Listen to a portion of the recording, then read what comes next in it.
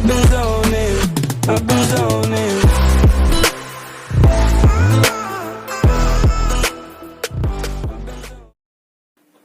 Bismillahirrahmanirrahim. Assalamualaikum warahmatullahi wabarakatuh.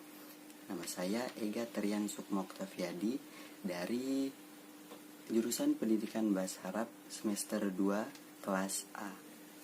Baiklah, di sini saya akan menjelaskan sedikit tentang ilmu nahwu. Apakah itu ilmu nahwu?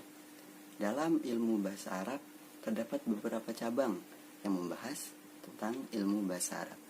Yang pertama, ilmu nahwu, ilmu shorof, ilmu balaghah, ilmu mantik, ilmu arud, dan ilmu-ilmu yang lainnya. Tetapi bagi kita yang masih dalam tahap belajar atau tahap pemula, terdapat dua ilmu yang harus kita kuasai, yakni ilmu nahwu dan juga ilmu shorof. Yang mana jika kedua ilmu tersebut telah kita kuasai, insya Allah kita akan mudah membuat kata dalam bahasa Arab dengan kaidah-kaidah yang benar. Sebelum kita melanjut ke pembahasan, ada baiknya jika kita mengetahui apakah itu ilmu nahwu dan ilmu shorof. Ilmu nahwu adalah ilmu yang membahas struktur atau susunan dari kalimat bahasa Arab. Dan ilmu shorof adalah ilmu yang mempelajari perubahan suatu bentuk kata ke bentuk yang lainnya. Baiklah, dalam ilmu nahwu terdapat beberapa bab yang membahas tentang struktur dan susunan kalimat bahasa Arab. Tetapi saya akan membahas sedikit dari bab-bab tersebut dan dengan penjelasan yang sedikit ringkas. Pembahasan yang pertama adalah aqsamul kalimah atau pembagian kata. Aqsamul kalimah adalah sebuah kata yang menyusun dari kalam atau kalimat sempurna. Adapun kalimat terbagi menjadi 3, yakni ismun, fi'lun, dan huruf. Adapun contoh-contohnya yakni isim seperti Ahmadu, Ahmad nama orang, Indonesiu, Indonesia, kata tempat, gonamun, kambing, kata hewan, sajarotun, pohon, kata tumbuhan, dan kata benda seperti jidarun, yakni tembok. Adapun contoh dari fi'il, yakni contoh dari kata nazoro. Nazoro adalah contoh dari fi'il madi. Fi'il mudhari'nya yang zuru, yang artinya dia sedang melihat. Dan fi'il amrnya adalah ungzur, lihatlah. Dan contoh dari huruf seperti yang telah saya sebutkan tadi, ada aina, min, ila, fi, dan masih banyak lagi yang lainnya. Pembahasan yang kedua adalah pembahasan tentang i'rab. Dalam matan jurumiyah yang berbunyi al-i'rabu huwa taghyirul awakhiril kalimil ikhtilafi al-awamili ad-dakhilati 'alaiha labzan aw taqdiron. Yang artinya adalah i'rab adalah perubahan akhir kalimat yang kemasukan amil, baik secara lafaz maupun takdir.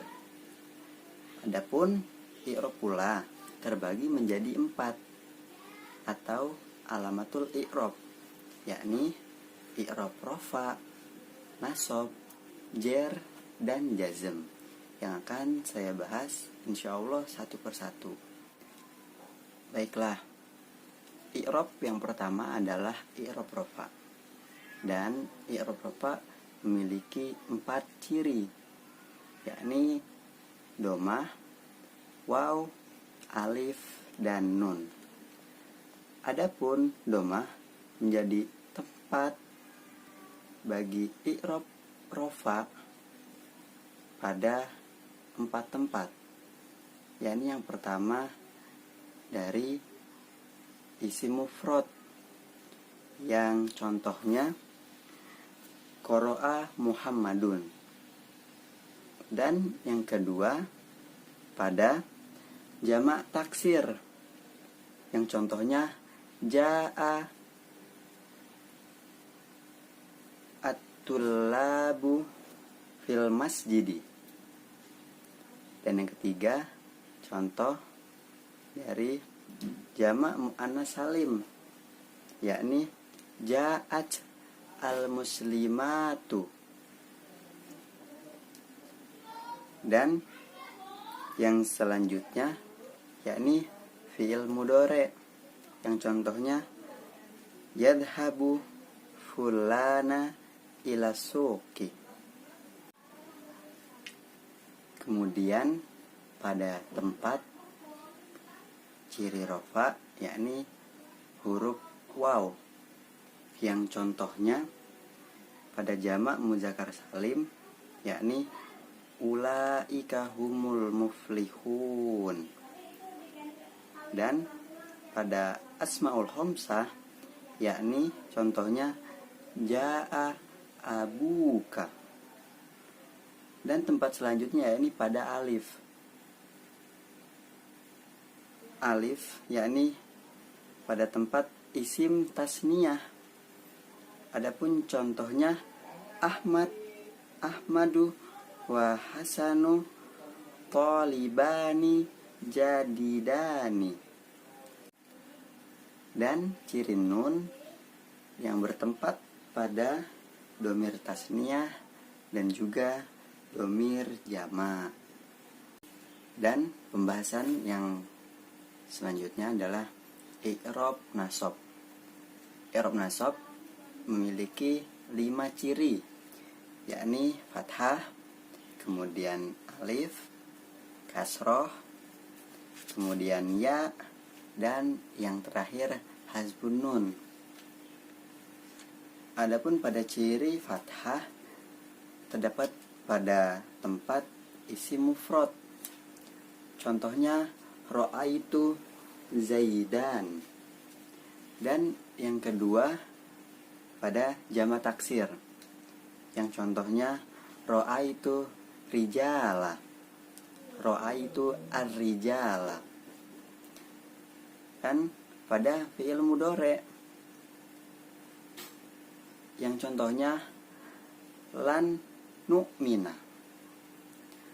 Kemudian ciri alif yang terdapat pada tempat asmaul khamsah, yang contohnya abaka. Kemudian ciri kasroh pada tempat jamak muannas salim, yang contohnya ra'aitu al-hindati. Nah, kemudian pada ciri ya yang bertempat di isim tasniyah, yang contohnya kitabina muslimina. Dan pada jamak muzakkar salim, yang contohnya hal ra'aitu al-muslimina.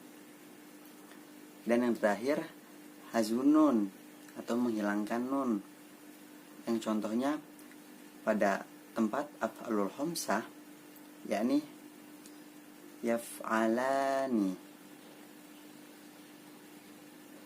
yang dihilangkan huruf nunnya jadi yaf'ala. Oke, sekarang tentang i'rab jar atau khafat.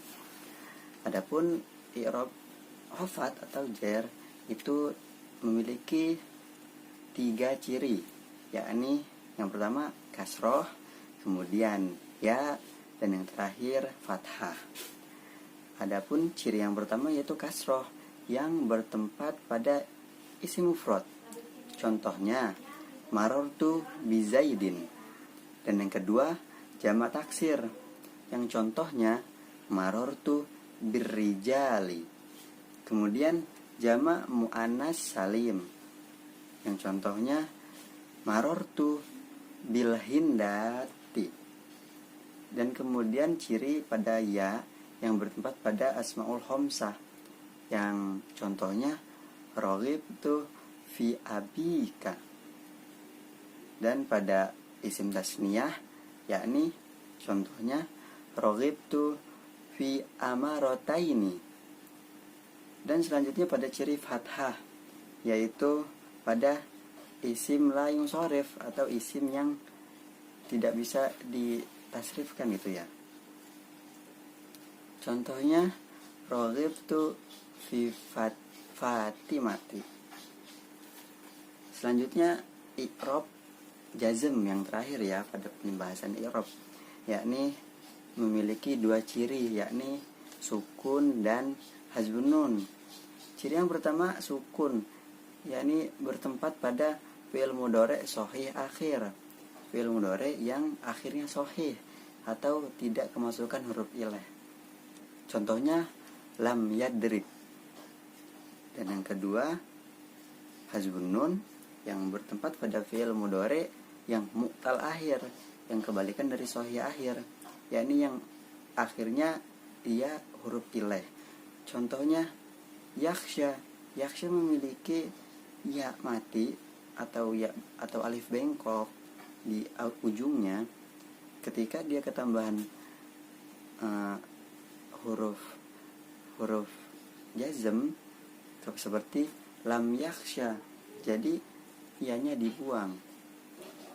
Dan yang terakhir itu pada af'alul khamsah, contohnya yaf'alani, karena dia kemasukan huruf jazm. Contohnya lam yaf'alani menjadi lam yaf'ala. Oke, pembahasan yang terakhir yang akan saya jelaskan adalah tentang ma'rifah dan nakirah. Ma'rifah atau isim ma'rifah, sebagaimana dalam sebuah matan yang berbunyi al-ma'rifatu ismun yadulu ala syai'in mu'ayyin, yang artinya ma'rifah yaitu suatu isim yang menunjukkan pada suatu benda tertentu. Jadi isim yang menunjukkan pada isim-isim tertentu. Dan pada isim-isim apakah itu?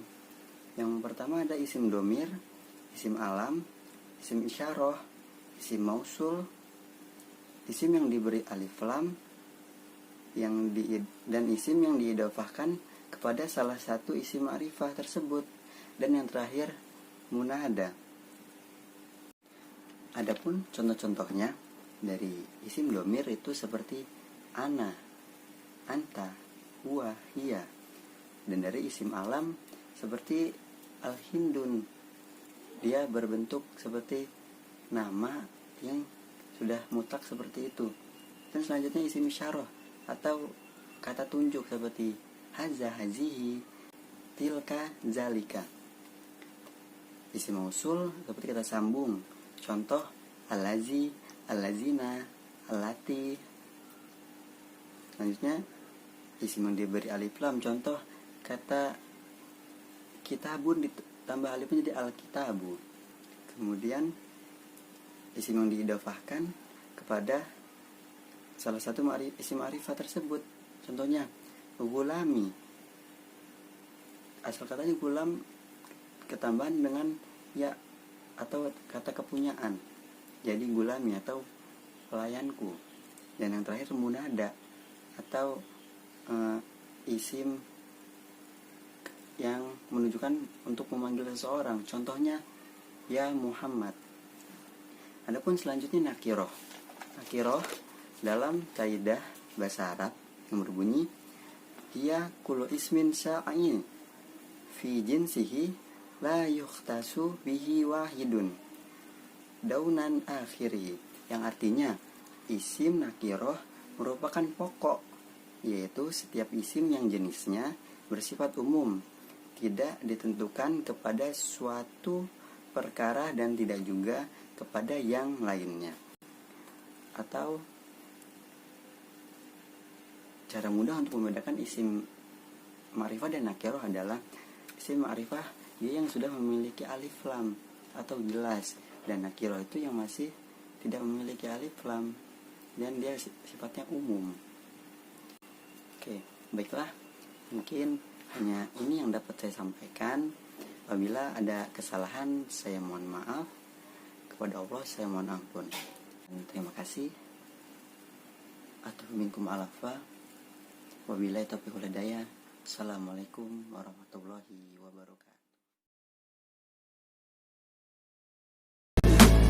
I've been zoning.